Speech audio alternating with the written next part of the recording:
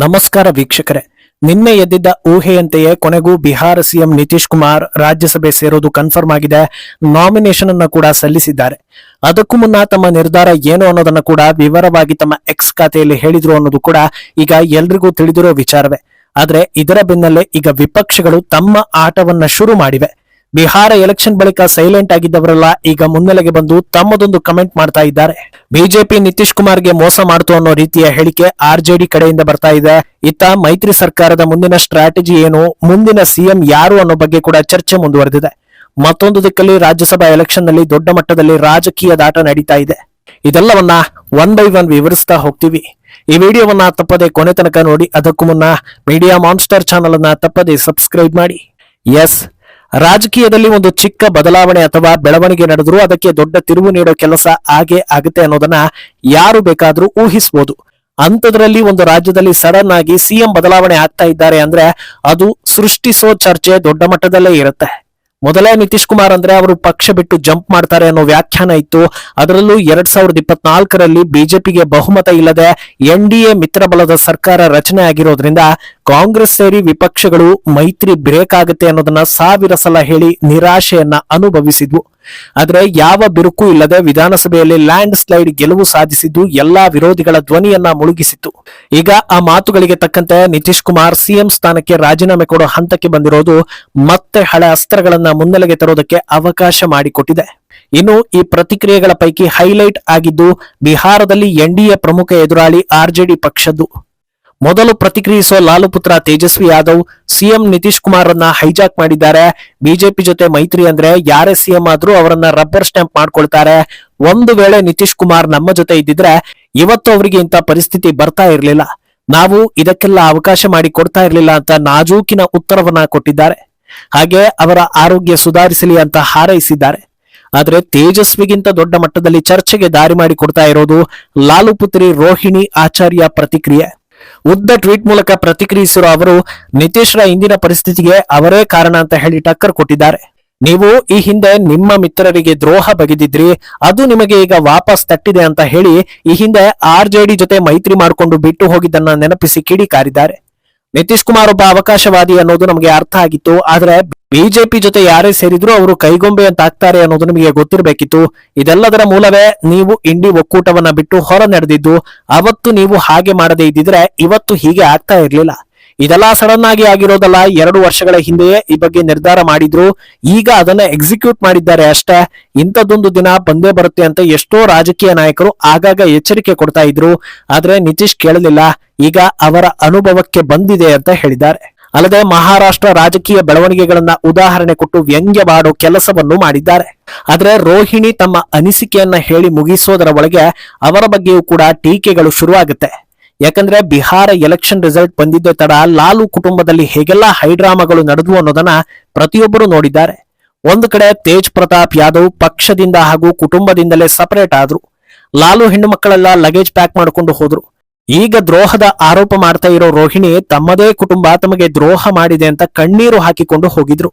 ನಾನು ನನ್ನ ಅಪ್ಪನಿಗಾಗಿ ಒಂದು ಕಿಡ್ನಿಯನ್ನೇ ಕೊಟ್ಟೆ, ಆದ್ರೆ ಈಗ ನನ್ನ ಕುಟುಂಬ ನನ್ನನ್ನ ಛೀ ಅಂತಿದ್ದಾರೆ ಅಂತ ರೋಹಿಣಿ ಗೋಳಾಡಿದ್ದನ್ನ ಇಡೀ ದೇಶ ನೋಡಿದೆ. ಆಗ ನಿಂತಿದ್ದ ಲಾಲು ಕುಟುಂಬದ ಸದ್ದು ಮತ್ತೆ ಶುರುವಾಗ್ತಾ ಇರೋದು ಈಗ್ಲೇ ಅಂತ ಜನರು ಆಡಿಕೊಂಡು ನಗ್ತಾ ಇದ್ದಾರೆ. ಪತನಗೊಂಡಿದ್ದ ಆರ್ಜೆಡಿಗೆ ಮತ್ತೆ ರಾಜಕೀಯ ಚಟುವಟಿಕೆ ಪುನರಾರಂಭಿಸೋದಕ್ಕೆ ಈಗ ಒಳ್ಳೆ ಅವಕಾಶ ಸಿಕ್ಕಿದೆ ಅಂತಲೂ ಕೂಡ ಚರ್ಚೆಗಳಾಗ್ತಾ ಇದೆ. ಏನು ಈ ಬಗ್ಗೆ ಪ್ರತಿಕ್ರಿಯಿಸಿರೋ ಕಾಂಗ್ರೆಸ್ ವಕ್ತಾರ ಜೈರಾಮ್ ರಮೇಶ್ ಇದು ಜನರ ಆದೇಶಕ್ಕೆ ಮಾಡಿದ ಮೋಸ ಅಂತ ಆರೋಪಿಸಿದ್ದಾರೆ. ಬಿಹಾರದ ಜನರು ನಿತೀಶ್ ಕುಮಾರ್ ಸುಮಾರು 20 ವರ್ಷಗಳಿಂದ ಕೈ ಹಿಡಿತಾ ಬಂದಿದ್ರು. ಅವರ ಮೇಲೆ ದೊಡ್ಡ ಪ್ರಮಾಣದಲ್ಲಿ ನಂಬಿಕೆಯನ್ನ ಇಟ್ಟಿದ್ರು. ಆದ್ರೆ ಮೋದಿ ಹಾಗೂ ಅಮಿತ್ ಶಾ ಸೇರ್ಕೊಂಡು ಅವರನ್ನ ಸಿಎಂ ಸ್ಥಾನದಿಂದ ಇಳಿಸಿದ್ದಾರೆ.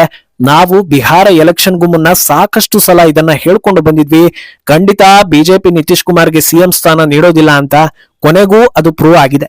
ಮೋದಿ ಶಾ ಸೇರಿ ತಮ್ಮ ಹಠವನ್ನ ಸಾಧಿಸಿದ್ದಾರೆ. ಇದು ಈ ಪ್ರಜಾಪ್ರಭುತ್ವಕ್ಕೆ ಧಕ್ಕೆ ತರೋ ಕೆಲಸ ಅಂತ ದೂರಿದ್ದಾರೆ. ಇದು ಇಲ್ಲಿಗೆ ಮುಗಿಯದೆ ಇನ್ನೂ ಬೇರೆ ಬೇರೆ ಹಂತಕ್ಕೆ ಹೋಗಿದೆ.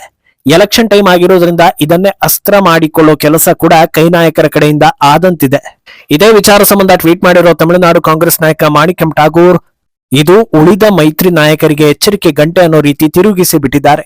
ಟಿಡಿಪಿಯ ಚಂದ್ರಬಾಬು ನಾಯ್ಡು, ಶಿವಸೇನೆಯ ಏಕನಾಥ್ ಶಿಂದೆ, ಎಐಎಡಿಎಂಕೆಯ ಎಡಪ್ಪಾಡಿ ಪಳನಿಸ್ವಾಮಿ, ನಿಮ್ಮೆಲ್ಲರಿಗೂ ಕೂಡ ಇದೇ ಕಾದಿದೆ. ಬಿಹಾರ ಜನರು ನಿತೀಶ್ ಕುಮಾರ್ಗೆ ವೋಟ್ ಹಾಕಿ ಗೆಲ್ಲಿಸಿದ್ರೆ ಈಗ ಬಿಜೆಪಿ ಹಿಂಬಾಗಿಲಿನಿಂದ ಬಂದು ಈ ರೀತಿ ಪ್ಲಾನ್ ಮಾಡಿದೆ. ಅಧಿಕಾರ ಹಾಗೂ ಪವರ್ ಉಪಯೋಗಿಸಿ ತಮ್ಮ ಕೆಲಸವನ್ನ ಸಾಧಿಸಿಕೊಳ್ತಾ ಇದ್ದಾರೆ. ಎಲ್ಲಾ ಮೈತ್ರಿ ನಾಯಕರು ಮುಂದೆ ನರೇಂದರ್ಗೆ ಸರೆಂಡರ್ ಆಗಲೇಬೇಕು ಅಂತ ಟೀಕಿಸಿದ್ದಾರೆ. ಅಲ್ಲಿಗೆ ಈ ವಿಚಾರವನ್ನ ಸದ್ಯಕ್ಕಂತೂ ವಿಪಕ್ಷಗಳು ಬಿಡೋದಿಲ್ಲ. ಮುಂದೆ ಎಲೆಕ್ಷನ್ ನಡೆಯೋ ಎಲ್ಲಾ ರಾಜ್ಯಗಳಲ್ಲೂ ಇದೊಂದು ಅಸ್ತ್ರವನ್ನ ಬಿಡೋ ಮೂಲಕ ಬಿಜೆಪಿ ಜೊತೆಗೆ ಮೈತ್ರಿ ಮಾಡಿಕೊಳ್ಳೋ ಪ್ರಾದೇಶಿಕ ನಾಯಕರನ್ನ ಹೆದರಿಸೋದಕ್ಕೆ ಪ್ರಯತ್ನಿಸ್ತಾರೆ ಅನ್ನೋದು ಕನ್ಫರ್ಮ್ ಆಗ್ತಾ ಇದೆ. ಆದ್ರೆ ಯಾವ ಕಾರಣಕ್ಕೆ ನಿತೀಶ್ ರಾಜೀನಾಮೆ ಕೊಟ್ಟಿರೋದು ಅನ್ನೋದನ್ನ ಅವರೇ ಹೇಳಿರೋದ್ರಿಂದ ಇದು ಅಂತಾ ಪರಿಣಾಮಕಾರಿ ಆಗೋದಿಲ್ಲ ಅನ್ನೋ ಚರ್ಚೆ ಕೂಡ ನಡೀತಾ ಇದೆ. ಇನ್ನು ಯಾರು ಯಾವ ರೀತಿ ಪ್ರತಿಕ್ರಿಯೆ ನೀಡಿದ್ರು ನಿತೀಶ್ ಕುಮಾರ್ ಆಗ್ಲಿ ಅಥವಾ ಜೆಡಿಯು ತಲೆ ಕೆಡಿಸಿಕೊಂಡಂತಿಲ್ಲ. ಯಾಕಂದ್ರೆ ಎಲ್ಲವೂ ವ್ಯವಸ್ಥಿತವಾಗಿ ಆಗ್ತಾ ಇದೆ ಅನ್ನೋದನ್ನ ಖುದ್ದು ನಿತೀಶ್ ಕುಮಾರ್ ಹೇಳಿದ್ದಾರೆ. ಇವತ್ತು ತಮ್ಮ ಅತ್ಯಾಪ್ತರ ಜೊತೆಯಲ್ಲಿ ರಾಜ್ಯಸಭೆಗೆ ನಾಮಿನೇಷನ್ ಕೂಡ ಸಲ್ಲಿಸಿ ಬಂದಿದ್ದಾರೆ. ನಿತೀಶ್ ರ ರಾಜ್ಯಸಭೆ ಆಯ್ಕೆ ಅವರ ಸಿಎಂ ಸ್ಥಾನ ಕಳೆದು ಹೋಗೋದಕ್ಕೆ ಮಾರ್ಗ ಅಂತ ವ್ಯಾಖ್ಯಾನಗಳು ಬರ್ತಾ ಇದ್ರು. ಈ ಒಂದು ನಿರ್ಧಾರದಿಂದ ಅವರು ದೇಶದಲ್ಲಿ ಯಾರೂ ಸಾಧಿಸದೆ ಇದ್ದಿದ್ದನ್ನ ಸಾಧಿಸಿದ್ದಾರೆ ಅನ್ನೋ ವಿಚಾರ ಕೂಡ ಮುನ್ನೆಲೆಗೆ ಬರ್ತಾ ಇದೆ. MLA, MLC, Lok Sabha MP, CM, union minister ಹಾಗೆ ಈಗ ರಾಜ್ಯಸಭಾ ಸದಸ್ಯ ಇಷ್ಟೊಂದು ಹುದ್ದೆಗಳನ್ನ ಈವರೆಗೆ ಭಾರತದಲ್ಲಿ ನಿರ್ವಹಿಸಿರೋ ಏಕೈಕ ನಾಯಕ ಯಾರಾದ್ರೂ ಇದ್ರೆ ಅದು one and only Nitish Kumar ಅನ್ನೋ ವಿಚಾರ ಈಗ ಎಲ್ಲಾ ಕಡೆ ವೈರಲ್ ಆಗ್ತಾ ಇದೆ. ಇನ್ನು ಮುಂದಿನ ಸಿಎಂ ಯಾರು ಅನ್ನೋ ಬಗ್ಗೆ ಕೂಡ ಚರ್ಚೆ ಆಗ್ತಾ ಇದೆ. ಬಿಜೆಪಿ ಕಡೆಯಿಂದಲೇ ಮುಂದಿನ ಸಿಎಂ ಅನ್ನೋದು ಆಲ್ಮೋಸ್ಟ್ ಕನ್ಫರ್ಮ್ ಆಗಿದೆ. ಆದ್ರೆ ಅದು ಯಾರು ಅನ್ನೋ ಸಸ್ಪೆನ್ಸ್ ಇನ್ನೂ ಹಾಗೆ ಇದೆ. ಯಾವುದೇ ಸಮಯದಲ್ಲಿ ಬೇಕಾದ್ರೂ ಹೆಸರು ರಿವೀಲ್ ಆಗೋ ಸಾಧ್ಯತೆ ಇದೆ. ಇನ್ನು ರಾಜ್ಯಸಭೆಯಲ್ಲೂ ಕೂಡ ದೊಡ್ಡ ಮಟ್ಟದ ರಾಜಕೀಯ ದಾಟ ನಡೀತಾ ಇದೆ. ಒಂದು ಕಾಲದಲ್ಲಿ ಒಡಿಶಾದಲ್ಲಿ ಬಿಜೆಪಿ ಮಿತ್ರ ಆಗಿದ್ದ ಬಿಜು ಪಟ್ನಾಯಕ್ ಈ ಬಾರಿ ಕಾಂಗ್ರೆಸ್ ಜೊತೆಗೆ ಕೈ ಜೋಡಿಸಿದ್ದಾರೆ. ಒಡಿಶಾದ 4ನೇ ರಾಜ್ಯಸಭಾ ಸದಸ್ಯನಿಗೆ ಕಾಂಗ್ರೆಸ್ ಹಾಗೂ ಬಿಜೆಡಿ ಬೆಂಬಲ ನೀಡಿ ಬಿಜೆಪಿಯನ್ನ ಸೋಲಿಸೋ ಪ್ಲಾನ್ ಮಾಡಿದ್ದಾರೆ. ಈ ಮೂಲಕ ಕಳೆದ ಎಲೆಕ್ಷನ್ ನಲ್ಲಿ ಬಿಜೆಪಿ ವಿರುದ್ಧ ಹೀನಾಯ ಸೋಲಿನ ಸೇಡು ತೀರಿಸಿಕೊಳ್ಳೋ ಲೆಕ್ಕಾಚಾರದಲ್ಲಿದ್ದಾರೆ. ಅಭ್ಯರ್ಥಿ ಗೆಲುವಿಗೆ 60 ವೋಟ್ ಬೇಕಿದ್ದು ಬಿಜೆಡಿ ಹಾಗೂ ಕಾಂಗ್ರೆಸ್ ಒಟ್ಟು ಸೇರಿದ್ರೆ 63 ವೋಟ್ ಸಿಕ್ಕಂತಾಗುತ್ತೆ. ಆದ್ರೆ ಒಂದು ವೇಳೆ ಕ್ರಾಸ್ ವೋಟಿಂಗ್ ನಡೀತು ಅಂದ್ರೆ ಮತ್ತೆ ಮುಖಭಂಗ ಆಗಲಿದೆ. ಇನ್ನೊಂದೆಡೆ ಮಹಾರಾಷ್ಟ್ರದಲ್ಲಿ ಮಹಾಯುತಿ ಯಾವುದೇ ಅಭ್ಯರ್ಥಿಯನ್ನ ಕಣಕ್ಕಿಳಿಸಿಲ್ಲ. ಯಾಕಂದ್ರೆ ಹಿರಿಯ ನಾಯಕ ಶರದ್ ಪವಾರ್ಗೆ ಗೌರವ ನೀಡೋ ಸಲುವಾಗಿ ಅವರ ವಿರುದ್ಧ ಕ್ಯಾಂಡಿಡೇಟ್ ಹಾಕದೇ ಇರೋದಕ್ಕೆ ಬಿಜೆಪಿ ಟೀಮ್ ನಿರ್ಧಾರ ಮಾಡಿದೆ.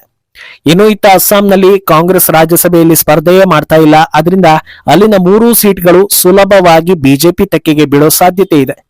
ಓವರ್ ಆಗಿ ಈ ಬಾರಿ ಬಿಜೆಪಿ ಹಾಗೂ ಎನ್ಡಿಎ ಮೇಲುಗೈ ಸಾಧಿಸೋ ಸಾಧ್ಯತೆ ದಟ್ಟವಾಗಿದೆ. ಒಟ್ನಲ್ಲಿ ಈಗ ನಿತೀಶ್ ಕುಮಾರ್ ದಾರಿ ಕ್ಲಿಯರ್ ಆಗಿದೆ. ಮುಂದಿನ ಸಿಎಂ ಯಾರಾಗ್ತಾರೆ ಅನ್ನೋ ಕುತೂಹಲಕ್ಕೆ ತೆರೆ ಬೀಳಬೇಕಿದೆ. ಈ ಬಗ್ಗೆ ನಿಮ್ಮ ಅಭಿಪ್ರಾಯವನ್ನ ತಪ್ಪದೆ ಕಮೆಂಟ್ ಮೂಲಕ ತಿಳಿಸಿ.